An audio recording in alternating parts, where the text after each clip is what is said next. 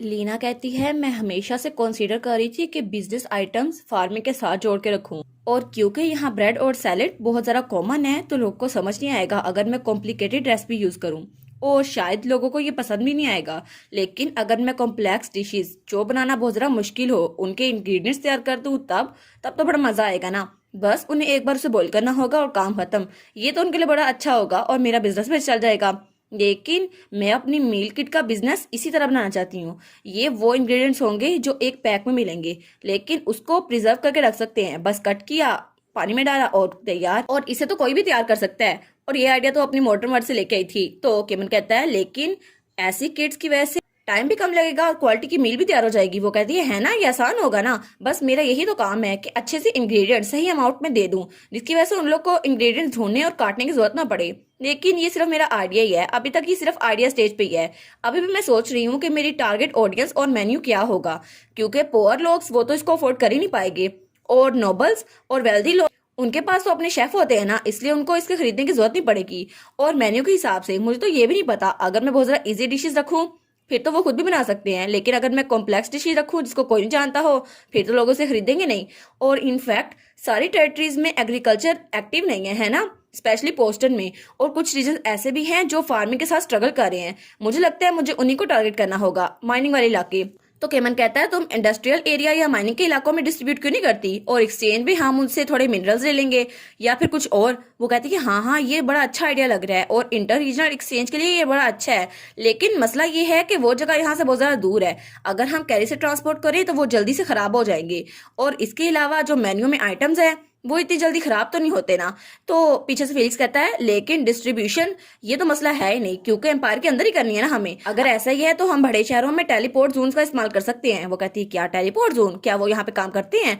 तो फेलिक्स कहता है जी बिल्कुल। लेगेसीज के हिसाब ने सबने बहुत ज्यादा मेहनत की थी और एम्पीरियल आर्ट मेजिस ने मिलकर वहां पे टेलीपोर्ट जोन बनाए थे हर बड़ी शहर में। लेकिन वहां पर ग्रैंड मैजिक सर्कल की वजह से लोगों को इसके बारे में बताया नहीं गया। ये बहुत ज्यादा कॉन्फिडेंशियल था, इसलिए ये इतना भी नामुमकिन नहीं है, हम आपकी चीजों को डिलीवर कर सकते हैं। तो हमारी यूनियन कहती है अगर ये इतना ही कॉन्फिडेंशियल है तो मुझे क्यों बता रहे हो, मेरा जानना जरूरी है। तो तब वो केमन से कहता है मुझे लगता है ये ठीक होगा, अगर हम ऐसा करें तो मिस लीना के लिए अच्छा होगा। और वो सोचती है एम्पायर तो बहुत ज्यादा बड़ा है, लेकिन अगर मैं डियो की डॉटर भी हूँ फिर भी मैंने मैजिक के बारे में कभी कुछ नहीं सुना। और एम्पायर में सिर्फ 8 मैजिस होते थे जो पहले थे, लेकिन अभी मैजिकल आर्टिफैक्ट्स उनको भी मोनोपलाइज किया गया है। शायद इसी वजह से किंगडम के लोग होली मेडल्स के साथ कुछ ज्यादा ही ऑब्सेस है, इसलिए तो कांगसीना यहाँ पर आई थी। और डिवाइन पावर शायद वो अल्टरनेटिव होगी मैजिक का, इसलिए तो किंगडम एम्पायर का सामना करने के लिए सीना को अपने पास रखे हुए है। और अभी मैं सोच रही हूँ तो कांगसीना वो तो मेन प्रोटैगनिस्ट है ना, शायद पूरी की पूरी स्टोरी उसके इर्द गिर्द घूमती है, इसी वजह से ये सब कुछ ऐसा है। फिर वो कहती है वेल चाहे जो भी हो, अब ये मेरी फिक्र करने की जरूरत नहीं है, और वैसे भी मुझे अपनी फार्मिंग और मील किट की फिक्र करने की जरूरत है। तो केमन कहता है रीना तुम अपने बिजनेस को कब स्टार्ट करने वाली हो, क्या तुमने इसके बारे में कोई इनिशियल प्रोसीजर वॉल्यूम सोचा है? वो कहती है हाँ मैंने सोचा तो है, लेकिन इसके लिए मुझे हार्वेस्ट करनी पड़ेगी, वो मैं कैलकुलेट कर लूँ फिर करेंगे। तो केमन कहता है तुम्हें अगर अपनी बिजनेस के लिए कोई भी चीज चाहिए हो तो मुझे बस बता देना, मैं तुम्हारी हेल्प करूंगा। तो हमारी हीरोइन कहती है हाँ थैंक यू केमन, तुम्हारी वजह से मेरा बिजनेस और जरा आसान हो जाएगा। और फिर सीन जो रहता है और हमें जंगलों का सीन दिखाया जाता है, और वहां से कांगसीना गुजर रही थी। वो कहती है बस मुझसे और नहीं चला जा रहा, कहाँ मैं रॉयल कैरिज में थी और अब 2 दिन हो गए मैंने कुछ खाया नहीं है, पता नहीं मैंने तो अपने कपड़े भी चेंज नहीं किए, कितनी बदबू आ रही है इनमें से। और मेरे पास जो पैसे हैं, मानिया ने कहा था कि विलेज के अंदर एक इन है जहां पर मेहमानों को रुकने दिया जाता है, लेकिन फिर भी मेरे पास जो पैसे हैं ये काफी होंगे। और वो सोचती है ये कितना जरा फ्रस्ट्रेटिंग है, स्टोरी में तो चाहे जितने मर्जी पैसे खर्च लो कभी खत्म ही नहीं होते, लेकिन अभी मैं यहाँ पर हूँ तो क्यों खत्म हो गए हैं। और ये रोमांस फैंटेसी नॉवेल्स ये सारे झूठे होते हैं, उन नॉवेल्स में तो हीरोइंस बस ड्रेस करती हैं और ज्वेलरी यूज करती हैं, उनके पैसे कभी खत्म नहीं होते। और ये सर एंड्री वो भी मुझे यहाँ पे छोड़ के चले गए, हालांकि उनको पता था कि मैं खुद से कुछ नहीं कर सकती। तो एंड्री सोचता है पता नहीं कौन मेरे बारे में बात कर रहा है, मेरे कान में खुजली हो रही है। और वो सोचती है वो तो पानी भी नहीं लेके आया, उसने मुझे कहा कि मैं खुद अपना इंतजाम करूं। और तभी वो वहां जाते हुए किस चीज को ठोकर लगाती है, तो तभी वो चीज भी हिलती है। वो कहती है क्या यहाँ पर कौन है, तो वहां पर कोई लेटा हुआ था। तो वो कहती है क्या ये कौन है? तो कांगसेना सोचती है मुझे इस सिचुएशन में क्या करना चाहिए, 911 क्या मैं उसको कॉल करूं? फिर वो सोचती है नहीं नहीं वो तो इस दुनिया में एग्जिस्ट ही नहीं करती, अब मैं क्या करूं? तो वो आदमी वो कड़ाता है, तो वो कहती है क्या तुम जिंदा हो, और टहनी से उसको हिलाती है। तो वो आदमी उसका हाथ पकड़ लेता है, तो वो कहती है क्या? तो आदमी तो बिल्कुल जोम्बी लग रहा था। वो कहता है मुझे बहुत जरा भूख लगी है। तो कांगसेना बहुत ज्यादा डर जाती है, वो कहती है जोम्बी, ये तो जोम्बी है, और जल्दी से वहां से भाग जाती है। वो कहती है कोई तो मेरी हेल्प करो। तो वो आदमी उठते हुए कहता है, ओ वो तो चली गई। और वो कहता है, लेकिन वो औरत, मुझे लगता है उससे अनयूजुअल ऑरा फील हो रहा था। क्या सच में ये वही था? और ये वही आर्चमेज था जिसकी बात हमारा केमन कर रहा था और वो वहां पहुंच गया था, लेकिन बेचारा रास्ता भटक गया था। और दूसरी तरफ सीन रहता है और हमें हमारी सूजन और काउंट मार्शल दिखाई देता है। वो कहता है, क्या अभी मैंने कोई चीज सुनी? तो सूजन कहती है, हम यहाँ पर पहुंच ही गए। तो वो कहता है, क्या ये वही जगह है जहाँ आप डिग करना चाहती हैं? वो कहती है, हाँ हाँ, बिग सिस्टर यहाँ पर नहीं आई। मुझे लगता है ये अकेली जगह ऐसी है जहाँ पे उन्होंने खुदाई नहीं की, तो मुझे इस जगह खुदाई करनी है। वो कहता है, लेकिन शायद इसलिए क्योंकि यहाँ पे बहुत ज्यादा रॉक्स है, लेकिन अगर यहाँ पे सीड्स बोए भी तो रॉक्स की वजह से ज्यादा जल्दी सोइल्स में अब्जॉर्ब नहीं होंगे और फिर पानी भी डालने से कोई फर्क नहीं पड़ेगा। वो कहती है, क्या अगर हम रॉक्स को रिमूव कर दें तो यहाँ फार्मिंग की जा सकती है? तो वो कहता है, शायद हो सकता है। तो सुजन कहती है, ठीक है, फिर मैं रॉक्स को रिमूव करती हूँ और शायद इसकी वजह से मेरी सिस्टर यहाँ पर कुछ और भी उगा सकती है, फिर तो मेरी अपनी क्रॉप भी होगी। और वो सोचती है, लेकिन सिस्टर तो क्रॉप्स उगाती है ना, फसलें, लेकिन मैं कुछ वेजिटेबल्स वगैरह उगाना चाहती हूँ। शायद मैं प्रेटी फ्लावर्स उगाना चाहती हूँ, बिल्कुल मेरी ग्रैंड माँ की तरह, जैसे उनका अगेव प्लांट था। मैं भी चाहती हूँ वैसी फार्मिंग करूँ। तो वो कहता है, लेकिन फार्मिंग जैसे आप सोचती हैं उससे भी ज़रा हार्ड है। वो कहती है, क्या मतलब ज़रा हार्ड है? ये मैं भी कर सकती हूँ, मुझे अंडर एस्टिमेट ना करो।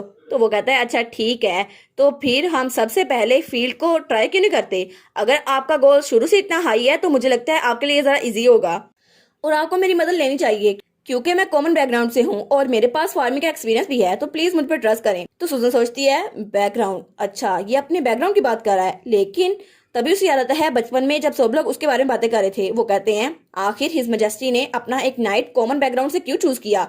वो ऐसा कैसे कर सकते हैं? वो तो एम्पीरियल नाइट्स को चूज कर सकते थे ना, लेकिन फिर भी एक लोअर रैंक कॉमनर को क्यों चूज किया गया? और मार्शल वहां से उसकी बातें सुनकर जा रहा था, लेकिन सुजन उनको देख रही थी। वो सोचती है, ये सबकी बातें सुनता था लेकिन कोई जवाब नहीं देता था।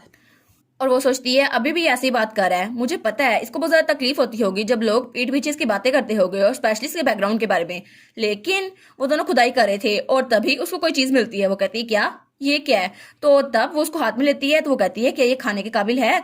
तो मार्शल कहता है, इसको मैं देख लेता हूँ, मैं इसको लेडी लीला के पास लेके जाऊंगा, तो शायद ये जिंजर भी हो सकता है। तो वो कहती है, अच्छा, फिर तो अच्छा हुआ, इससे मुझे और खुदाई करनी होगी और चीजें मिल जाएगी। वो कहता है, वाह, आप तो बहुत ज्यादा मेहनत कर रही हैं, मुझे लगा था आप डिगिंग करते हुए बहुत ज्यादा हर्ट हो जाएंगी, लेकिन ऐसा लगता है मेरी फिक्र वो तो बिल्कुल गैर जरूरी थी, लेकिन मुझे लगता है मैं बिला वजह ही फिक्र कर रहा था। तो वो उसको जुबान चढ़ाते हुए कहती है, तो फिर क्या, अगर मुझे चोट लग जाती तुम्हें क्या फर्क पड़ता? वो कहता है, ऑफ कोर्स मैं आपको उठा लेता और यहाँ से भाग जाता, क्योंकि आप मेरे लिए बहुत ज्यादा प्रीशियस है योर हाइनेस। और वो उसके सर पे हाथ रखता है।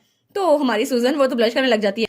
वो कहती है, क्या मैं तुम्हारे लिए प्रीशियस हूँ? तो फिर वो कहती है, प्लीज ऐसी बातें मत कहो जो तुम चाहते नहीं हो कहना। वो कहता है, क्या मतलब? मैं ये कहना चाहता हूँ। तो वो उसका हाथ पीछे हटाती है और कहती है, नहीं तुम ये नहीं चाहते, और वैसे भी अगर मैं तुम्हारे लिए प्रीशियस होती तो तुम मेरी कन्फेशन को रिजेक्ट क्यों करते? तो वो कहता है, क्या कन्फेशन को रिजेक्ट? तो फिर वो कुछ सोचता है और फिर वो कहता है, मुझे माफ कीजिएगा, लेकिन मैं आपसे बहुत ज्यादा बड़ा हूँ और वैसे भी मैं आपके लिए सूटेबल नहीं हूँ योर हाइनेस। तो सूजन कहती है, क्या सूटेबल? वो कहता है, हाँ बिल्कुल, वैसे भी हम लोग रोमांटिक रिलेशनशिप में चाहे ना भी हों, लेकिन आप किसी और के साथ भी हुए, फिर भी आप मेरे लिए बहुत ज्यादा प्रीशियस है, ये बात कभी चेंज नहीं होगी, और अब से मैं आपका एक लॉयल सबऑर्डिनेट हूँ, मैं हमेशा आपकी साइड पे रहूंगा। तो हमारी सुजन कहती है, तुम पागल? और तब वो उसका हाथ खींचते हुए कहती है, तुम्हें क्या लगता है मैंने तुम्हें कन्फेस किया था क्योंकि तुम्हें लगता है मैं चाहती थी तुम मुझे प्रिंसेस की तरह ट्रीट करो? बिल्कुल नहीं, मैं जो चाहती थी वो इस तरह की चीज थी। और वो उसके गाल पे किस करती है। तो वो कहता है, क्या? और सूजन भी ब्लश करते हुए वहां से भागने लगती है। वो कहती है, बाकी की चीजें तुम संभाल लो, शोवल और बाकी चीजें लेके आ जाना, मैं जा रही हूँ यहाँ से। तो वो वहां पे अपने गाल पे हाथ रख के खड़ा था और पीछे से लुइस भी उसको देख रहा था। तो लुइस वो तो बहुत ज्यादा खुश था। वो कहता है, वाह, बड़ी खबर, बड़ी खबर, ये हुई ना खबर, अभी मैं जाके हमारी लीना को बताता हूँ, फिर मैं और वो इकट्ठे बातें करेंगे। ओहो लुइस, तुम और तुम्हारी लीना की बातें, बिल्कुल बेस्ट फ्रेंड्स की तरह गॉसिप करते हो तुम दोनों तो। और इसी के साथ ये वाला पार्ट यहाँ पर ख़त्म। तो आप लोग बताइएगा आपको ये पार्ट कैसा लगा। प्लीज़ लाइक करिएगा, कमेंट करिएगा और शेयर करिएगा। और जो न्यू व्यूवर्स हैं काइंडली वो चैनल को सब्सक्राइब कर दें। और पिछली वीडियोस का लिंक आपकी स्क्रीन पर नज़र आ रहा होगा, तो काइंडली उनको भी चेकआउट कर लें। Thank you so much.